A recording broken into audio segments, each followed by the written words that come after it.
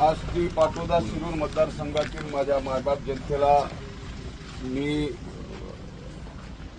विनंती करतो की राष्ट्रवादी काँग्रेस पक्षाकडून आपल्या सर्वांचे लाडके बाळा काका या निवडणुकीत उभे आहेत। मी आता या सभेला निघणार होतो। मी आताही परळीच्या हेलिपॅडवर आहे। कड्याला एटीएसची परवानगी मिळण्याची वाट बघतोय।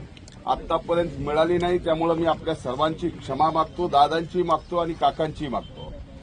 पण एक लक्षात घ्या, अतिशय इमानदारीनं प्रामाणिकपणानं आष्टी पाटोदा आणि शिरूर मतदारसंघातील मायबाप जनतेची गेली 5 वर्ष काकांनी सेवा केली आहे।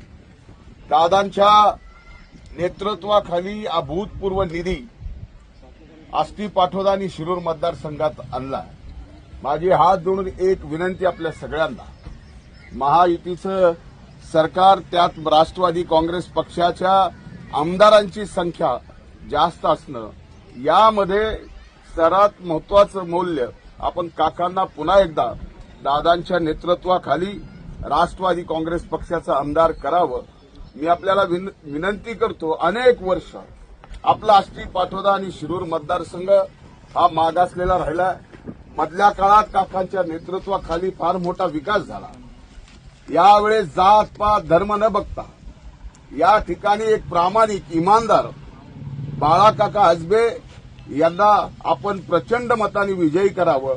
आणि आज शब्द देतोय की काही गावात आज रात्री मी स्वतः बैठकीला येणार आहे आणि स्वतः बैठक घेऊन काही जणांचे जे गैरसमज झाले ते सुद्धा मी या ठिकाणी स्वतः येऊन दूर करणार आहे।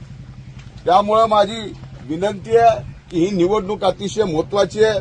आष्टी पाटोदा आणि शिरूर मतदारसंघातल्या मायबाप जनतेला माहिती आहे की या ठिकाणी कसल्याही प्रकारचा त्रास कुणालाही न करणारे म्हणजे बाळा काका, आपल्या सर्वांचे काका, यांना आपण प्रचंड मताने विजयी करावं ही कळकळीची विनंती करतो।